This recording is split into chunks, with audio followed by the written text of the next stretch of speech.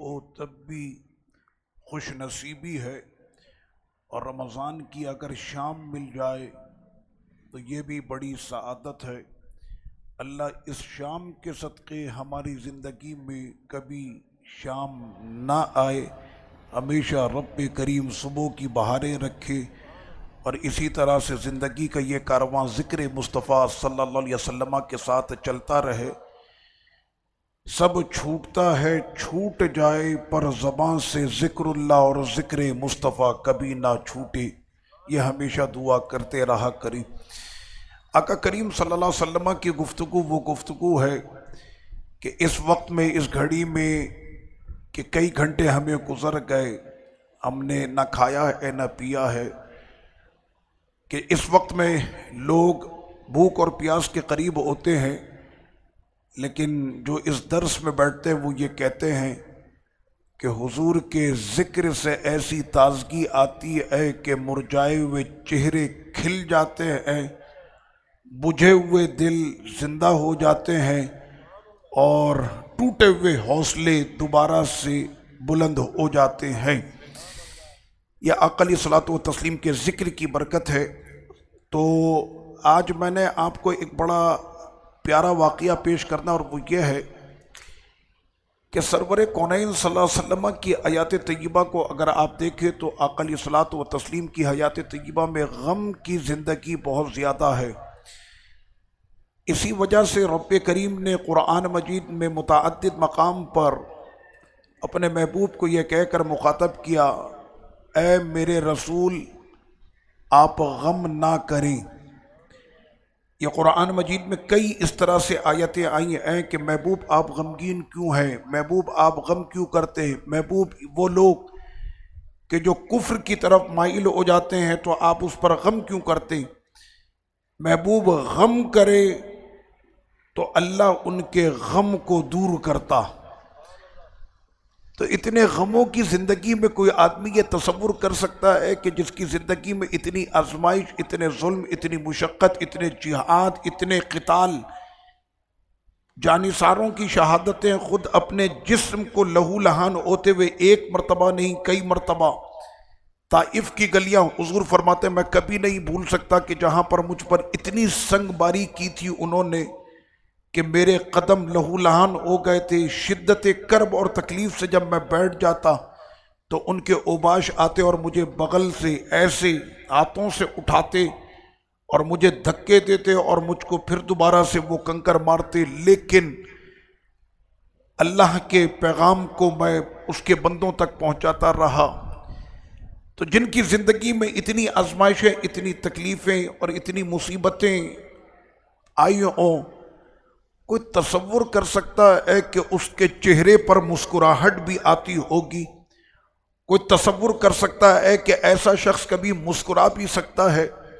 صحابہ کرام علیہم الرضوان کہتے ہیں کہ آقا علیہ السلام کی بارگاہ تو وہ بارگاہ تھی جہاں پر لوگ روتے ہوئے آتے تھے اور ہنستے ہوئے جاتے تھے۔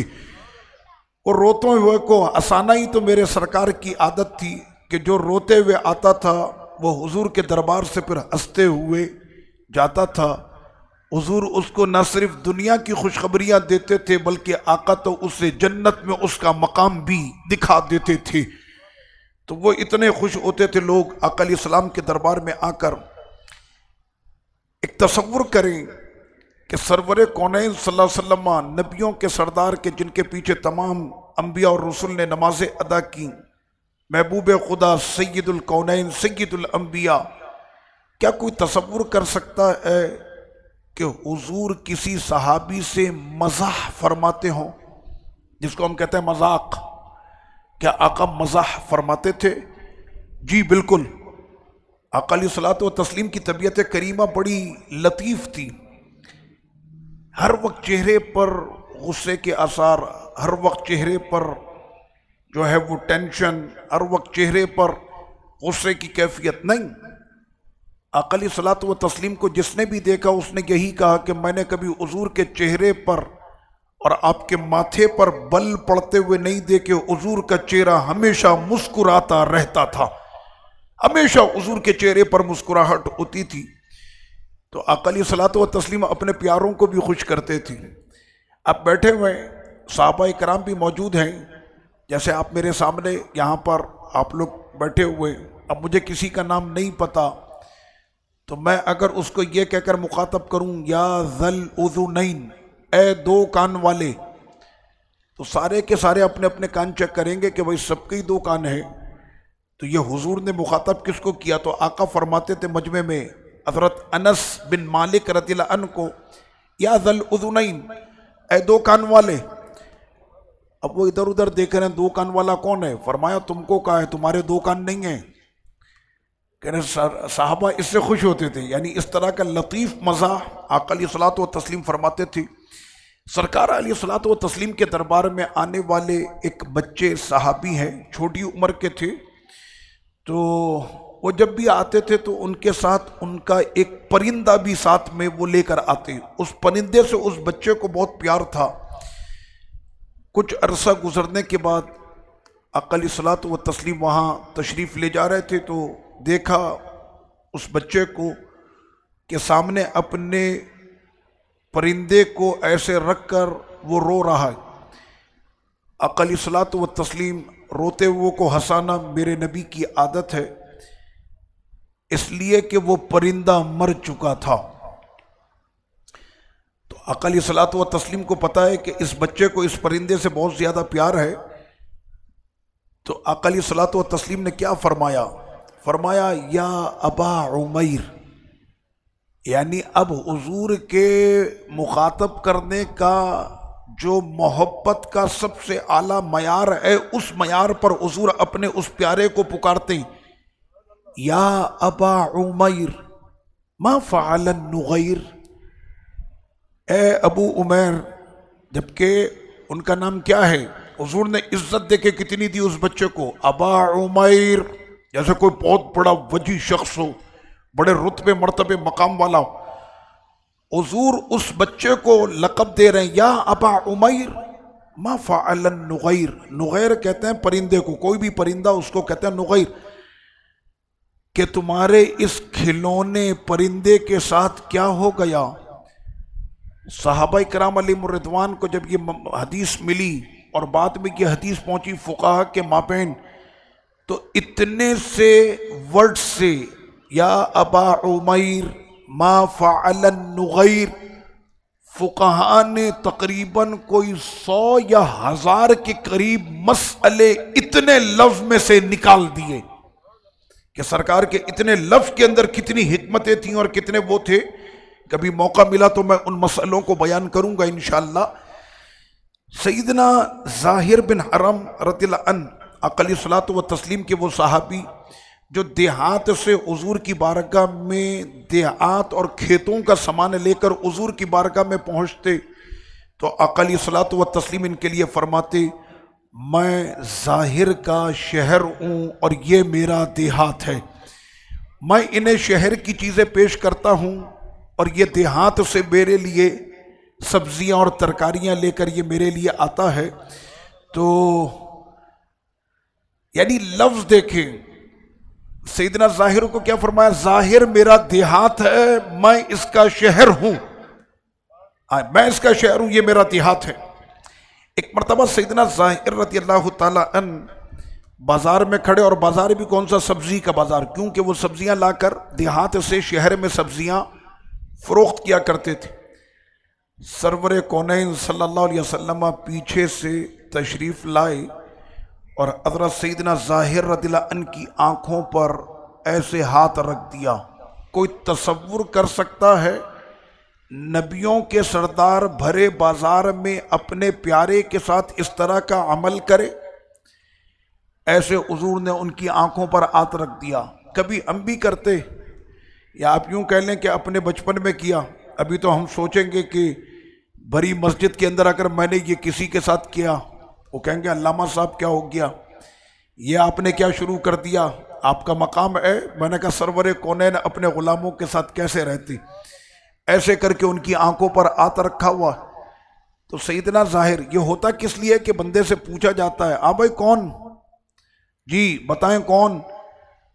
تو سیدنا ظاہر جو ہے وہ کچھ بھی نہیں کہہ رہے، اور حضور نے ایسے ان کی آنکھوں پر ہاتھ رکھا ہوا ہے، زبان حال تو انہوں نے کچھ بیان نہ کیا، لیکن دل کی کیفیت اب ان کی اچھل کر باہر آنے لگ رہی تھی جب انہوں نے اپنی پشت کو حضور کے سینے سے ایسے ملنا شروع کیا، اور ایسے ملتے رہے جب کافی وقت گزر گیا تو آقا علیہ الصلوۃ والتسلیم نے فرمایا پوچھو گے نہیں کون ہے؟ کہنا حضور بتانے کی کیا ضرورت، یہ وجود کوئی عام وجود تو ہے نہیں، جب آپ کے ہاتھ میری آنکھوں پر آئے تو اس کی ٹھنڈک، ہاتھوں کی نرمی، اس میں سے نکلنے والی مشک و عنبر کی وہ خوشبو، سینہ انور جب میری پشت کے ساتھ لگا، اس کی ٹھنڈک، اس کی نورانیت، اس سینے میں سے نکلنے والے علوم جو میرے جسم اور وجود میں سارے اثر کرنے لگ گئے، تو میں کیسے نہیں جانتا؟ تو فرمایا کہ جب تم کو پتا تھا ہم ہیں تو بتایا کیوں نہیں؟ کہنا حضور جان کر اس لیے کیا تھا تاکہ جتنی دیر میرا جسم آپ کے جسم کے ساتھ لگا رہے گا مجھ پر برکت اور نور اترتا رہے گا، اس وجہ سے میں نے جان کر یہ کام کیا ہے۔ آقا علیہ الصلوۃ والتسلیم نے اسی کیفیت میں حضرت سیدنا ظاہر رضی اللہ عنہ کے لیے فرمایا کہ کون ہے کہ جو میرے اس ظاہر کو خریدے؟ تو لفظ کیا فرمایا؟ فرمایا کہ من یشتری العبد، میرے اس غلام کو کون خریدے گا؟ تو سیدنا ظاہر نے کیا کہا؟ فقال اذن واللہ تجدنی کاسدا، یا رسول اللہ صلی اللہ علیہ وسلم آپ نے مجھ کو اتنا سستا کر دیا، آپ نے مجھ کو اتنا جو ہے وہ سستا کر دیا کہ غلام کو کون خریدے گا؟ کھڑے کھڑے آپ نے بازار میں میری قیمت لگا دی، اتنا سستا آپ نے مجھ کو کر دیا۔ ان کے چہرے پر بڑے دانے تھے اور رنگ ان کا غلاف کعبہ کی طرح تھا، لیکن حضور کے اتنے چہیتے تھے کہ حضور یہ نہیں کہ ان کے دانے ہے یا ان کا رنگ ایسا، میرے سرکار کے دربار میں تو دل کی کیفیت دیکھی جاتی تھی۔ یہ اپنے عشق میں دیوانہ وار چل کر آتا ہے دیہات سے شہر میں، اور وہاں کی چیزیں ہماری خدمت میں پیش کرتا ہے۔ تو آقا نے فرمایا کہ کون ہے جو میرے اس غلام کو خریدے گا؟ تو کہا کہ حضور آپ نے کھڑے کھڑے میری قیمت لگا دی، کیا میں اتنا سستا ہوں؟ سرور کونین صلی اللہ علیہ وسلم نے فرمایا انت عند اللہ لست بکاسد انت غال، اے ظاہر تم نے یہ سوچ بھی کیسے لیا کہ تو رب کی بارگاہ میں سستا ہو گیا؟ پوچھ میرے خدا سے کہ تیری قیمت رب کی بارگاہ میں بہت زیادہ ہے۔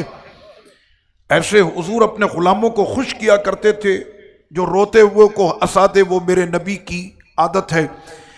آخر میں ایک صحابی کی بات کر کے میں گفتگو ختم کروں گا، اور اگر مزہ نہ آئے آج آپ کو اس واقعے میں، آپ بھی یاد کریں گے کہ صحابہ کرام کرتے کیا کیا تھے۔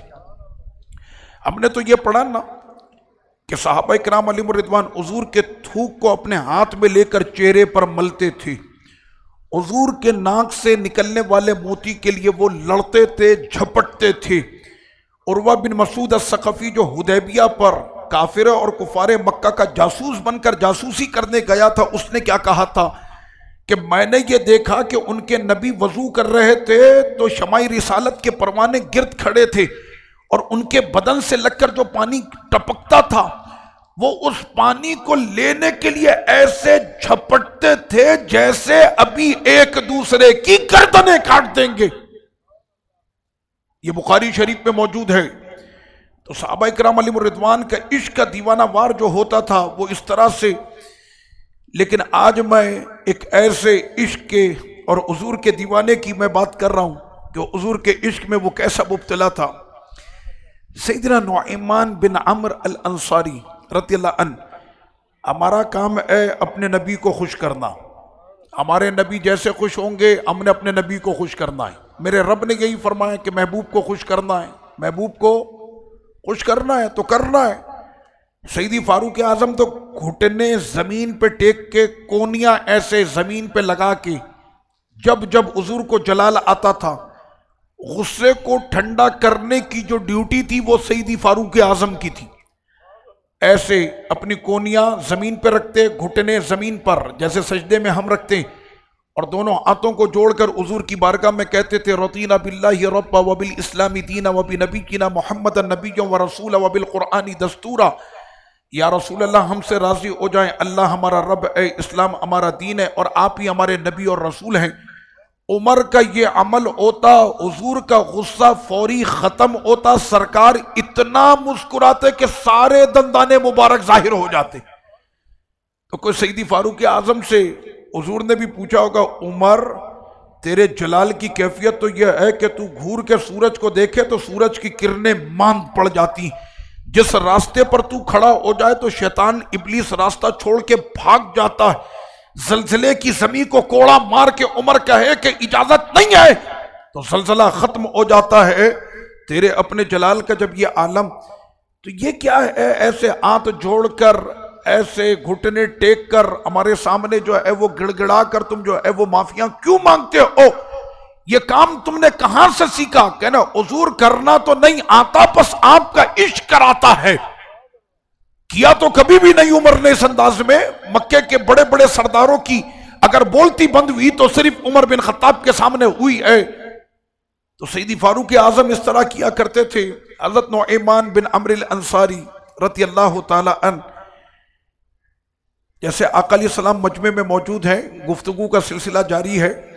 نعمان بن عمرو الانصاری اگر کہیں پیچھے بھی مجمع میں آ کے بیٹھ جائے اور حضور کی نظریں ان پر پڑ گئیں تو حضور ان کو دیکھتے ہی مسکرانے لگتے تھے۔ آپ جانتے ہیں صحابہ کرام نے ان کا لقب کیا رکھا تھا؟ مضحک الرسول، رسول کو ہنسانے والا، سرکار کو ہنسانے والا، یہ ان کا لقب تھا۔ پر حضور کی نظر پڑتی تھی اور حضور ان کو دیکھتے ہی مسکرانے لگتے تھے۔ اس کی وجہ کیا تھی؟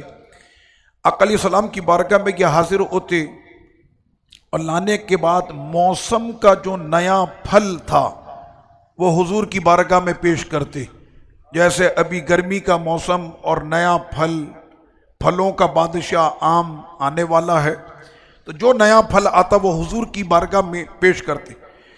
پیش کرنے کے بعد وہیں پر بیٹھ جاتے، انتظار کرتے کہ کب آقا میرے اس پھل کو کھائیں گے۔ یہاں تک کہ حضور نے اگر نہیں کھایا تو یاد دلاتے تھے کہ سرکار یہ میں کچھ پھل آپ کے لیے لے کر آیا تھا، آپ اسے کھا لیں۔ تو آقا علیہ الصلوۃ والتسلیم پھر اس پھل کو تناول جب فرما لیتے تو اتنے میں کوئی شخص آتا اور وہ کہتا نعمان، او نعمان یہ پھل کے پیسے تو دے۔ تو وہ پھر حضور کی طرف دیکھتے اور کہتے کہ یا رسول اللہ صلی اللہ علیہ وسلم پھل آپ نے کھا لیا، اچھا تھا، اس کی قیمت مل جائے گی؟ یہ کون سا تحفہ ہے کہ پھل کھلا کے پھر قیمت بھی مانگ رہا ہے؟ کہنا اس کی قیمت مل جائے گی۔ آقا علیہ الصلوۃ والتسلیم نے فرمایا نعمان یہ کون سا تحفہ کہ پیش کرنے کے بعد اب تم اس کی قیمت بھی مانگتے ہو؟ اب سنیں اس کے اندر کا جو عشق تھا وہ بھڑک کر باہر آتا اور اپنے ٹوٹے دل کے ساتھ نعمان کیا کہتا ہے؟ کہتا ہے کہ حضور بس چلے تو ہم تو یہ پورا جہاں آپ پہ قربان کریں۔ میں جب دیکھتا ہوں موسم کا کوئی بھی نیا پھل تو اندر سے میرا دل یہ کہتا ہے کہ سب سے پہلے اگر اس پھل کو کوئی کھائے گا تو وہ میرے رسول کھائیں گے، لیکن میری جیب مجھ کو اجازت نہیں دیتی، مال میرے پاس نہیں ہے، میں فقیر صحابی ہوں، میرے پاس کچھ بھی نہیں ہے۔ تو میرا دل ٹوٹنے لگتا ہے کہ میں کس طرح سے یہ پھل لے کر اپنے نبی کی بارگاہ میں پیش کروں۔ تو میں پھر اس سے ادھار مانگ کے لے آتا ہوں، اور مجھ کو اتنا تو پتا ہے کہ آپ کے دربار میں آپ کا کوئی نہ کوئی غلام اس کی قیمت تو ادا کر دے گا۔ بس میں اتنا کام کرتا ہوں کہ میں نے موسم کا نیا پھل اپنے نبی کو میں نے کھلانا ہے، پیمنٹ تو کوئی نہ کوئی کر ہی دے گا۔ یہ ان کا عشق تھا۔ سرور کونین صلی اللہ علیہ وسلم کے یہ دیوانے بھی کیسے دیوانے تھے، ایسی محبت اپنے نبی سے کرتے تھے کہ بس ہم نے کسی بھی طرح سے اپنے محبوب کو ہم نے راضی کرنا ہے، اپنے محبوب کو ہم نے خوش کرنا ہے۔ اب لیجئے جناب، یہی نعمان بن عمرو الانصاری، انہی کا قصہ ہے۔ یہ مسجد نبوی شریف کے باہر تشریف لائے۔ اچھا، آقا علیہ الصلوۃ والتسلیم کی بارگاہ میں اسی وقت میں ایک بدوی کہتے ہیں دیہاتی، ایک صحابی آئے، اونٹنی ان کی بڑی تگڑی تھی، جس پر وہ بیٹھ کر آئے، بڑی تگڑی اونٹنی تھی، اونٹنی کو انہوں نے باہر مسجد نبی شریف سے باندھا اور وہ چلے گئے سرور کونین کے دربار عالی میں. پیچھے سے تشریف لائے حضرت نعمان بن عمرو الانصاری اور کھڑے اس اونٹنی کو دیکھنے لگے. آپ جانتے ہیں ان کے پیچھے کون آیا؟ سید الشہداء امیر طیبہ سیدنا امیر حمزہ رضی اللہ عنہ وہ تشریف لائے. ان کو یہ پتا تھا کہ نعمان کے دل میں ابھی کیا قصہ چل رہا ہے. پیچھے سے آ کر کہنے لگے نعمان اونٹنی بڑی تگڑی ہے، گوشت بڑا لذیذ ہوگا، اگر حضور کے دربار میں یہ گوشت پکا کے پیش کیا جائے مزہ آئے گا. کہنے لگے سرکار دل تو یہی چاہ رہا ہے، اتنی پیاری اونٹنی، اتنا مزہ کا گوشت، اتنی تازہ دم فربے موٹی اونٹنی ہے، اس کو ذبح کر کے حضور کو اگر کھلائیں تو مزہ آئے گا. پیچھے سے دو چار اور آ گئے، انہوں نے بھی حضرت نعمان کو. وہ کہنے لگے کہ کام تو میں کر دوں لیکن جب بات حضور کی بارگاہ میں جائے گی تو پھر کیا ہوگا. اتنے میں آئے سیدنا مقداد بن اسود الکندی رضی اللہ عنہ، یہ جلیل القدر صحابی، وہ بھی آ گئے. الغرض یہ کہ وہاں پر نعمان بن عمرو کو ایک ہوتا ہے نا، رک دیکھا جائے گا، جو کرنا ہے کر لو، ساتھ دیں گے، ہم نہیں بتائیں گے. آخر یہی ہوا کہ نعمان کا جو عشق تھا وہ غالب آیا اور نعمان نے اس اونٹنی کو ذبح کر دیا. اونٹنی ذبح کی اور ذبح کرنے کے بعد پھر ان کو خیال آیا کہ اونٹنی تو میں نے یہ ذبح کر دی ہے، اب جب وہ دیہاتی آئے گا اور اس کے بعد جب میری شکایت حضور کی بارگاہ میں پہنچے گی، پھر تو میری خیر نہیں. مارے شرم نبی اور خوف خدا کے حضرت نعمان اب نکلے اور جانے کے بعد ایک جگہ پر زمین میں گڑھا تھا، اس گڑھے کے اندر چلے گئے، خندق، اس میں چلے گئے، اوپر سے چٹائی کا ایک جال اپنے اوپر رکھ لیا اور سب کو کہا کہ میرے بارے میں کوئی اطلاع نہ دے، حضور کو کوئی اطلاع نہ دے. اب جب وہ دیہاتی صحابی بدوی باہر تشریف لائے، دیکھا اونٹنی غائب. ہوتا ہے نا کبھی مسجد کے باہر بندہ نکلا، بائک اس کی غائب، کیسی اس کی کیفیت ہوتی، ارے یہی تو کھڑی تھی، کہاں گئی؟ اب وہ کہے کہ یہیں پر تو میں نے اپنی اونٹنی کو باندھا تھا، اونٹنی میری کہاں چلی گئی؟ اب وہ اچھا سب سے پہلے کہاں گئی بھائی اونٹنی؟ سیدنا مقداد بن اسود رضی اللہ عنہ نے کہا کہ وہ اونٹنی کو تو ذبح کر دیا. کس نے کیا؟ اسی نے کیا جو ہمیشہ ادھار مانگ کے سامان لے آتا ہے. آقا علیہ السلام کو بتایا نعمان نے کیا یہ کام حضور آپ کے خاطر کہ میں اپنے نبی کو نرم گوشت کھلانا ہے. آقا علیہ السلام نے غصے کا اظہار فرمایا کہ کیوں کیا انہوں نے ایسا اور بغیر اجازت کے کیا. نعمان کہاں ہیں؟ نعمان کو پیش کیا جائے. چلو کہاں پر ہیں؟ اچھا کر کیا رہے ہیں؟ خود لے کر آئے سارے، جس جگہ پر حضرت نعمان خندق میں چھپے تھے وہیں پر. کہاں نعمان ہے؟ نعمان کہاں ہے؟ سمجھ میں آ رہی آپ کے؟ نعمان کہاں؟ اور جب وہاں سے چٹائی کو ہٹایا تو حضرت نعمان وہ اپنے چہرے پر مٹی وغیرہ لگا کر نا پوری طریقے سے اپنے آپ کو انہوں نے چھپایا ہوا تھا، مٹی کا رنگ بنا کے بالکل ویسے. اب جب حضرت نعمان بن عمرو الانصاری رضی اللہ عنہ باہر تشریف لائے تو آقا علیہ السلام نے فرمایا اے نعمان تم نے بغیر اجازت کے اس کی اونٹنی ذبح کر دی. کہہ رہے حضور مجھ سے غلطی ہوئی ہے، معافی چاہتا ہوں، بھائی میرا مجھ کو معاف کر دے. لیکن اونٹنی کی شکل دیکھنے کے بعد تو یہی دل چاہ رہا تھا کہ اس اونٹنی کو میں ذبح کر کے آپ کی خدمت میں پیش کروں. ہاں یہ کام میں نے اپنے لیے نہیں کیا، نہ اپنے دوستوں کے لیے کیا، اندر سے میرا دل تو یہی کہہ رہا تھا کہ یہ جو گوشت ہے اس کا یہ بڑا مزے کا ہوگا اور میں اپنے نبی کی خدمت میں یہ گوشت پیش کروں گا. آقا علیہ السلام نے فرمایا کہ آئندہ اس طرح کا کوئی بھی عمل نہ ہو اور فوری طور پر اس پیاری اونٹنی کی جو قیمت ہے اس سے قیمت کو فوری طور پر ادا کیا جائے. صحابہ کرام علیہم الرضوان نے حضور پر تو وہ لوگ اپنی جانیں نچھاور کرتے تھے، ایک اونٹنی کیا تھی. وہ کہتے تھے نبی کا حکم ہو تو ہم تو جہاں کو پلٹ کر رکھ دیں، ہم تو ایسی محبت کرتے ہیں اپنے نبی سے، ایک اونٹنی کیا چیز تھی. انہوں نے فوری طور پر جو ہے ایک قیمت وہ اس کی ادا کی. لیکن یہ بتائیں نعمان کا انداز کیسا تھا؟ اس نرالی محبت کا کہیں پر کوئی ذکر نہیں ملتا۔ میں نے کہا یہ محبت کے تقاضے اگر ملیں گے تو دربار رسول میں ملیں گے۔ ہر ایک کے اپنے اپنے محبت کا انداز تھا۔ آپ جانتے ہیں بات تو ختم ہو گئی، قصہ یہیں پر مکمل ہوا، لیکن صحابہ کرام علیہم الرضوان کیا کہتے ہیں؟ اللہ اکبر، نعمان تم کیا کر کے چلے گئے؟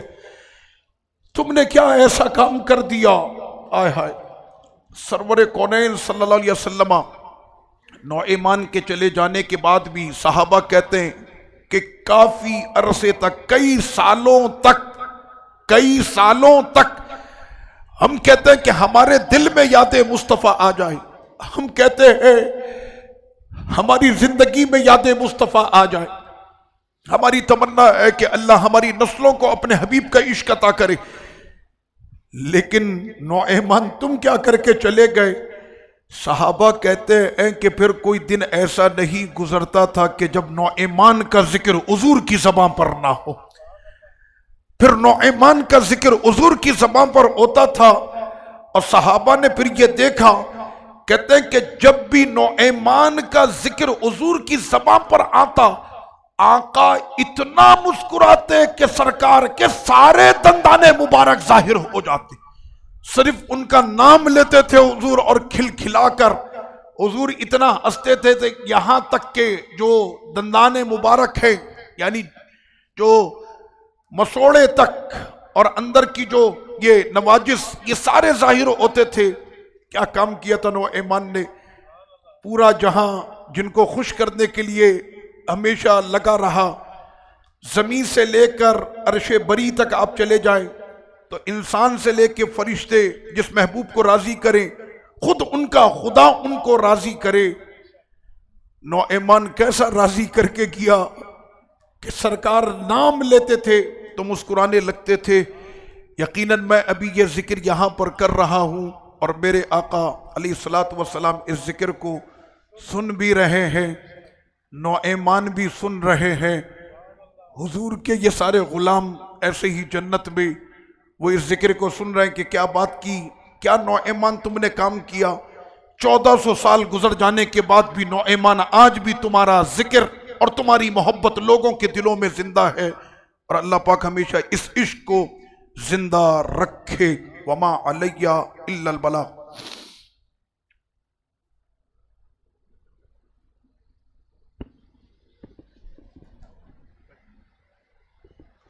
یا نبی سلام علیکہ، یا رسول سلام علیکہ، یا حبیب سلام علیکہ، صلوات اللہ علیکہ، انت نور اللہ فجرا، جئت بعد عسر يسرا، ربنا علاك قدرا، يا إمام الأنبياء يا حبيبي يا رسول الله، يا نبي سلام عليك، يا رسول سلام عليك، يا حبيب سلام عليك، صلوات الله عليك،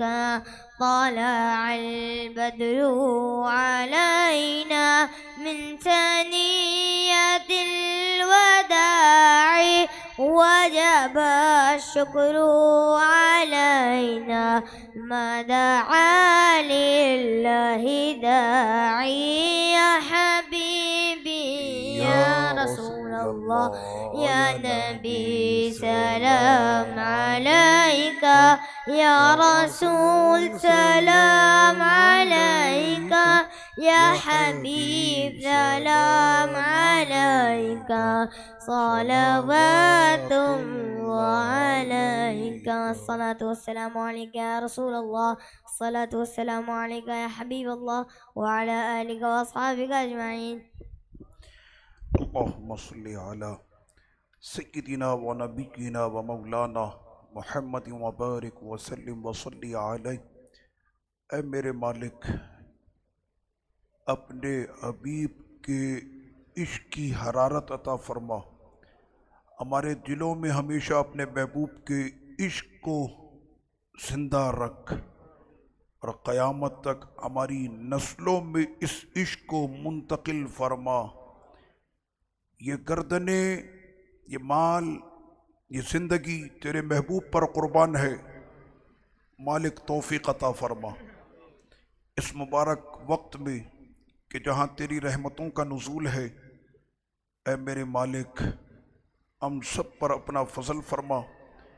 جیسے تیرے محبوب نے اور محبوب کے غلاموں نے محبوب کو خوش رکھا اور انہوں نے ان کو خوش رکھا، اے میرے مالک ہمارے جتنے پیارے قبروں میں چلے گئے ان کو قبر میں حبیب کے در سے خوشیاں عطا فرما، اور جب ہم مر کر اپنی قبروں میں پہنچے تو جمال مصطفیٰ ہمیں نصیب ہو، اور حضور کی بارگاہ سے ہم سب کو خوشیوں کے تحفے عطا ہوں۔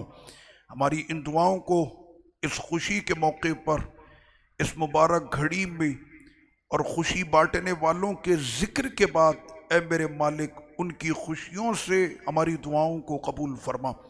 وصلی اللہ وسلم علی سیدنا محمد وعلی آلہ وصحبہ اجمعین برحمتک یا ارحم الراحمین۔